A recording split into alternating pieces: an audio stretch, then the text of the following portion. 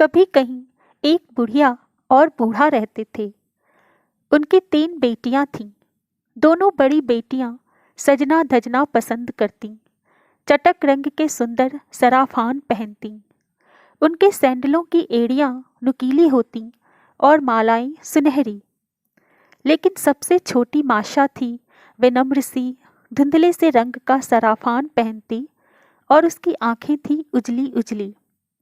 माशा की सबसे ज्यादा खूबसूरती तो थी उसकी सुनहरे बालों की चोटी, जो जमीन को छूती थी, फूलों का स्पर्श करती थी।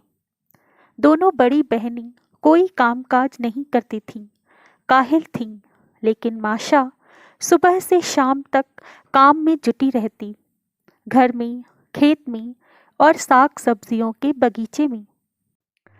वह क्यारियों को सींचती, लकड़ियां चीरती, गौएं दूहती और बत्तखों को दाना दुनका चुगाती। कोई भी उससे कुछ लाने को कहता, वह ला देती। किसी काम से इनकार न करती, सब कुछ करने को तैयार रहती। बड़ी बहनें उस पर हुक्म चलाती, अपने लिए काम करने को दौड़ाती, मगर माशा कभी कुछ न कहती। ऐसी ही जिंदगी चलती गई। एक दिन लड़कियों के पिता ने भूसा बेचने के लिए मंडी में जाने की तैयारी की। उसने बेटियों से कहा कि वह उनके लिए तोहफे लाएगा। एक बेटी ने कहा, बापू, मेरे लिए सराफान बनाने का रेशमी कपड़ा लेते आना। दूसरी बेटी ने अनुरोध किया, मुझे लाल रंग की मखमल ला देना, मगर माशा चुप रही। पिता को उस पर तरस आया। प्यारी माशा, तुम्हारे लिए क्या खरीद कर लाऊं? मेरे बापू, मेरे लिए आप पका हुआ सेब और चांदी की तश्तरी खरीद लाइए। दोनों बड़ी बहनों को खूब हंसी आई। हंसते हंसते उनके पेट में तो बल पड़ गए। अरे ओ माशा, अरे ओ बुद्धू, हमारा तो बाग सेबों से भरा पड़ा है, जैसे चाहो वैसे ले लो। फिर तश्तरी का तुम्हें क्या करना है? बत्तखों को दाना दुनका चुगाना है क्या? नहीं मेरी बहनों, मैं तश्तरी में सेब को घुमाऊंगी और कुछ करामाती शब्द बोलूंगी। वे शब्द मुझे एक बुढ़िया ने सिखाए हैं, जिसे मैंने बढ़िया सफ़ेद रोटी दी थी। खैर, बापू ने कहा, तुम दोनों अपनी छोटी बहन का मजाक नहीं उड़ाओ। मैं हर किसी को उसका मनपसंद तोहफा ला दूंगा। किसान दूर या पास, बहुत देर तक या थोड़ी देर तक मंडी में रहा, यह कहना मुश्किल है, लेकिन उसने भूसा बेच दिया और बेटियों के लिए तोहफे खरीद लिए। एक बेटी के लिए नीला रेशमी कपड़ा, दूसरी के लिए लाल मखमल और माशा के लिए चांदी की तश्तरी तथा पका हुआ सेब। दोनों बड़ी बहनों की खुशी का पारावार नहीं था। वे अपने लिए सराफान सीनी और माशा का मजाक उड़ाने लगीं। बैठी रहो अपना सेब लेकर, बुद्धू कहीं की।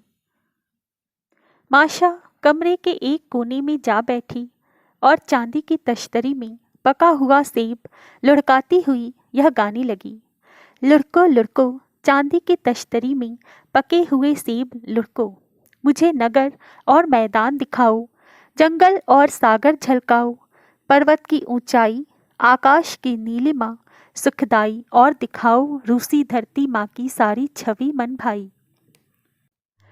अचानक चांदी की जोरदार छनक हुई। सारा कमरा रोशनी से जगमगा उठा। पका हुआ सेब चांदी की तश्तरी में लुढ़कने लगा और तश्तरी में सभी शहर, सभी चरागाह, मैदानों में सैनिक, सागरों में जहाज, पर्वतों की ऊंचाई, आकाश की नीलिमा सुखदाई दिखाई देने लगी। दूज के चांद के पीछे पीछे सूरज चमकता था। सितारे झूमर नृत्य कर रहे थे और झीलों पर हंस कलकल की ध्वनि कर रहे थे।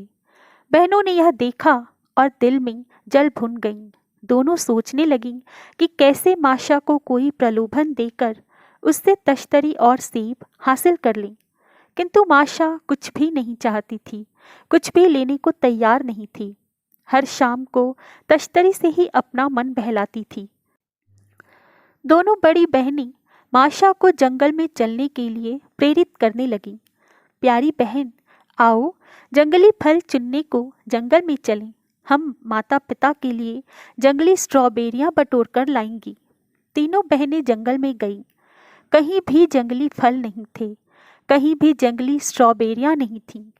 माशा ने तस्तरी निकाली, सेब को उसमें घुमाया और लगी करामाती शब्द मुंह से निकालने।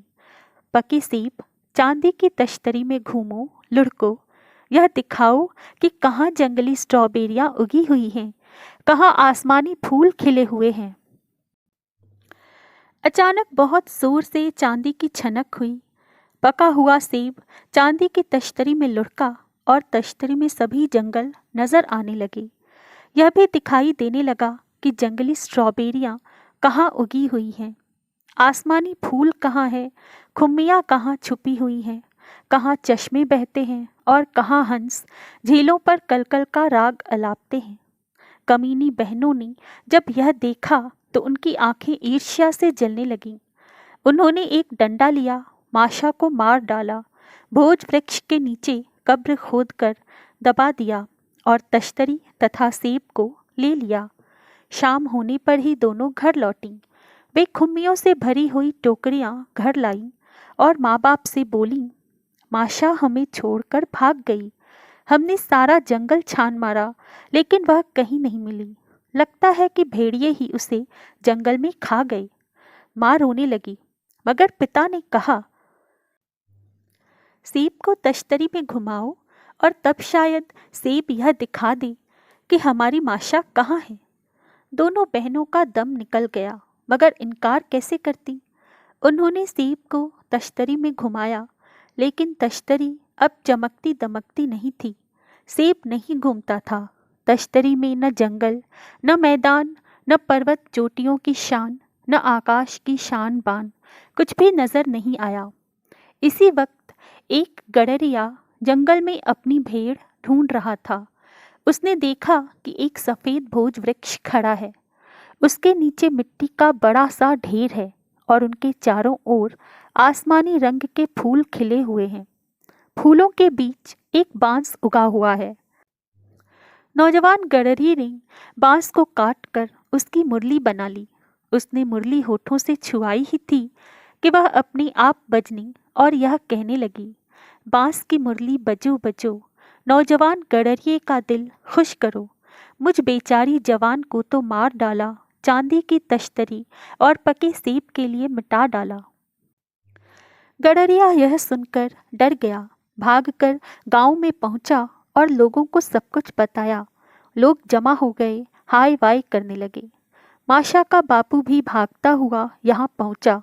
उसने ज्यों ही मुरली हाथ में ली, वह अपने आप ही गाने और यह बताने लगी, बांस की मुरली बजो बजो, मेरे प्यारे बापू का दिल खुश करो। मुझ बेचारी जवान को तो मार डाला, चांदी की तश्तरी और पके सेब के लिए मिटा डाला। बापू फूट फूट कर रोने लगा। नौजवान गडरिये, हमें वहाँ ले चलो जहाँ तुमने यह बांस काटा था। गडरिया उन्हें जंगल में मिट्टी के उस टीले के पास ले गया। भोज वृक्ष के नीचे आसमानी रंग के फूल खिले हुए थे और वृक्ष की टहनियों पर पक्षी चहचहा रहे थे। टीले को खोदा गया और वहाँ माशा थी, मरी हुई लेकिन जिंदा से भी ज़्यादा खूबसूरत, गालों पर गुलाब खिले हुए, मानो गहरी नींद में सो रही हो। मुरली गा रही थी, बता रही थी, बांस की मुरली बजो बजो, मेरी बहनें मुझे बहकाकर जंगल में ले आईं। चांदी की तश्तरी और पके सेब के लिए मार डाला, मिटा डाला। बजो बजो, बांस की मुरली बजो, मेरे प्यारे बापू, जार के कुएं से निर्मल बिल्लौरी पानी ले आओ। दोनों ईर्ष्यालु बहनें थर थर कांपने लगीं। उनके चेहरे पीले पड़ गए। वे बापू के पैरों पर गिर पड़ीं और उन्होंने अपना कसूर मान लिया। इन दोनों बहनों को बादशाह का, जार का हुक्म जारी होने तक कोठरी में बंद कर दिया गया और बूढ़ा बाप जार के कुएं से अमृत जल लाने के लिए उसके शहर की तरफ चल दिया। जल्दी या बहुत देर से वह उस शहर में जार के महल तक पहुंचा। यह कहना मुश्किल है। सोने के ओसारे से जार नीचे उतरा। बूढ़े ने झुककर उसे प्रणाम किया और सारा किस्सा कह सुनाया। जार बोला, बूढ़े, मेरे कुएं से अमृत जल ले लो। जब तुम्हारी बेटी जिंदा हो जाए तो उसकी तश्तरी, सेब और दुष्ट बहनों के साथ उसे मेरे सामने लाकर पेश करो। बूढ़ा बहुत खुश हुआ। उसने जमीन तक झुककर जार को प्रणाम किया और अमृत जल से भरी शीशी लेकर घर को चल दिया। पिता ने जैसे ही माशा पर अमृत जल छिड़का, वह जिंदा होकर उठ बैठी और उसने पिता के गले में बाहें डाल दी। लोग बाग भाग कर आए, बहुत खुश हुए। बूढ़ा अपनी बेटियों को लेकर शहर गया। उसे जार के महल में ले जाया गया। जार सामने आया। उसने माशा को देखा। बसंत के फूल जैसी लड़की उसके सामने थी। आंखों में सूरज की किरणों जैसी चमक थी। चेहरे पर उषा की लालिमा थी और गालों पर ऐसे आंसू बह रहे थे मानो मोती हों। जार ने माशा से पूछा, तुम्हारी तश्तरी और पका हुआ सेब कहाँ है? माशा ने तश्तरी और सेब लिया। पके सेब को चांदी की तश्तरी में घुमाया। अचानक बहुत जोर की आवाज़ हुई और तश्तरी में एक के बाद एक रूसी शहर नजर आने लगे। उनमें झंडों के साथ पलटनें जमा हो रही थीं, कतारों में खड़ी होती थीं। उनके अफसर आगे आगे थे, सेनापति उनसे भी आगे चल रहे थे। गोले गोलियां चलते थे, धुएं के बादल चक्कर काटते थे और आंखों से सब कुछ ओझल हो रहा था। पका हुआ सेब चांदी की तश्तरी में घूम रहा था। तश्तरी में सागर लहरा रहा था। हंसों की तरह जहाज तैर रहे थे। झंडे लहराते थे और तोपें दनदनाती थीं। गोले गोलियां चलते थे, धुएं के बादल चक्कर काटते थे और आंखों से सब कुछ ओझल हो रहा था। पका हुआ सेब चांदी की तश्तरी में घूम रहा था और तश्तरी में सारा आकाश ही अपनी छटा दिखा रहा था।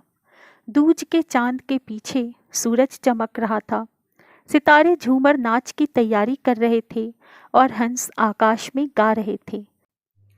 जार ये अजूबे देखकर हैरान हो रहा था और लड़की आंसू बहा रही थी। उसने जार के कदमों पर गिरकर कहा, जार, मेरा यह पका हुआ सेब और चांदी की तश्तरी ले लो, लेकिन मेरी बहनों को माफ़ कर दो। मेरे कारण उनकी जान नहीं लो। जार ने उसे उठाया और बोला, तश्तरी तुम्हारी चांदी की है, मगर दिल सोने का। तुम मेरी बीवी बनना चाहोगी? मेरे राज्य की अच्छी रानी बनना पसंद करोगी? और तुम्हारी बहनों को मैं तुम्हारे अनुरोध पर क्षमा कर दूंगा। जार के यहाँ न तो बियर बनाने की ज़रूरत होती है और न शराब तैयार करने की। बढ़िया दावतों और शादियों के लिए तहखाने भरे रहते हैं। तो ऐसी बढ़िया दावत हुई कि सारा शहर ही उसमें शामिल हुआ। इतने ज़ोर से बाजे गाजे बजे कि आकाश से सितारे नीचे आ गिरे। इतने जोश से लोग नाचे कि फर्श ही टूट गए। बस इतना ही किस्सा है। तो दोस्तों, आज की कहानी यहीं समाप्त होती है। अगर आपको मेरे द्वारा लाई गई कहानियाँ अच्छी लगती हैं तो मुझे कमेंट बॉक्स में कमेंट करके ज़रूर बताएं। मेरे वीडियोस को लाइक और शेयर करें तथा मेरे चैनल को ज़रूर सब्सक्राइब करें। अगले दिन मैं फिर हाजिर होंगी एक नई कहानी और एक नई आशा के साथ। तब तक के लिए नमस्कार। आपका दिन शुभ हो।